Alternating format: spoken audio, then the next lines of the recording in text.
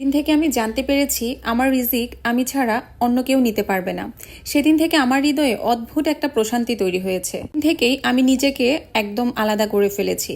সেদিন থেকে আমি কাউকে আর নিজের প্রতিদ্বন্দ্বী ভাবি না।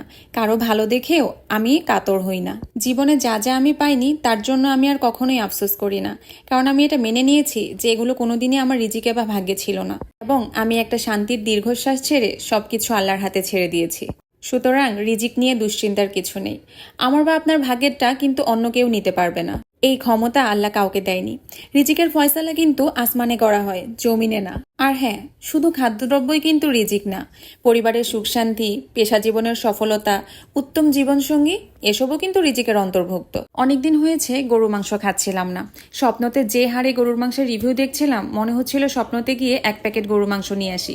আবার কয়েকজনের রিভিউ দেখছিলাম যে গরু মাংসের সাথে নাকি হাড্ডি ফ্রি দিচ্ছে, মানে 3-4 পিস গরু মাংস আর 2-3 পিস হচ্ছে হাড্ডি।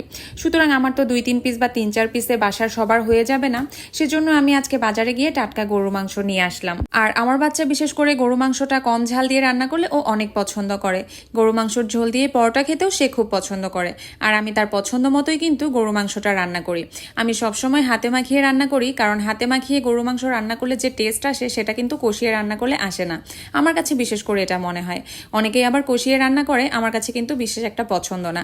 আমি মাখিয়ে এভাবে রান্না করতেই পছন্দ করি। আমি সবগুলো উপকরণ একসঙ্গে মিশিয়ে খুব ভালোভাবে মেরিনেট করে 1 ঘন্টা পর্যন্ত রেখে দিই। 1 ঘন্টা পর গিয়ে আমি সেটা ফ্রিজ থেকে বের করে তারপরে আমি রান্না বসাই। 1 ঘন্টা পরে আমি খুব সুন্দর করে রান্না বসিয়ে দিয়েছিলাম। আমি আজকে খুব তাড়াহুড়ো করে গরু মাংসটা রান্না করেছি। যেহেতু আজকে বাসায় গরু মাংস রান্না করা হচ্ছে, এক্সট্রা আর কোনো কিছু আমার করা হবে না। গরু মাংস আর ডাল দিয়ে কিন্তু আমার দুপুরের আয়োজনটা খুব ভালোভাবেই জমে যায়। আমি এই রান্নাটা আজকে দুপুরে করেছিলাম, বাট দুপুরে খুব সময় ছিল না দেখে ভিডিও এডিট করতে পারিনি, তাই এখন ভিডিওটা মেক করে আমি দিচ্ছি। তো যাই হোক, আমি এভাবে করেই গরু মাংস রান্না করি। আপনারা কিভাবে কোন প্রসেসিংয়ে গরু মাংস রান্না করবেন জানাবেন। তবে হ্যাঁ, সবাই মনে রাখবেন, আমি যখন গরু মাংসটা মাখিয়ে বসাবো তখন কিন্তু একদম একটা ঢাকনা দিয়ে 1 ঘন্টার জন্য রেখে দিব। আমি কিন্তু কখনোই প্রেসার কুকারে গরু মাংস রান্না করি না। আমি সবসময় এভাবেই হাতে মেখে গরু মাংস রান্না করি, আর এটাই আমার সব থেকে বেশি পছন্দের। তবে যারা আমার শাশুড়ির হাতের গরু মাংস খেয়েছেন তারা কিন্তু আমার হাতের গরুর মাংস একদমই পছন্দ করবে না, সেটা খুব আগেই বলে দিলাম।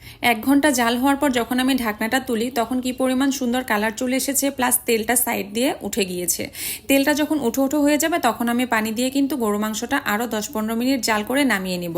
পাশের চুলায় আমি ডাল বসিয়েছিলাম, কারণ গরু মাংসের সঙ্গে ডালটা অনেক বেশি জমে যায়। আর আমি ডালটাও কিন্তু 1 জালে রান্না করি। ডালগুলো সবগুলো খুব ভালো করে ধুয়ে সব উপকরণগুলো দিয়ে একদম ঢেকে দিই। ঢাকনা থেকে তুলে একটু ঘোটা দিয়ে আমি বাগার দিয়ে ডালটা নামিয়ে ফেলি। খুব অল্প সময়ের মধ্যে আমি এই রান্নাগুলো শেষ করে ফেলি, আর আমি আগে থেকেই সব কাজ গুছিয়ে রাখি বলে আমার রান্না এত তাড়াতাড়ি হয়।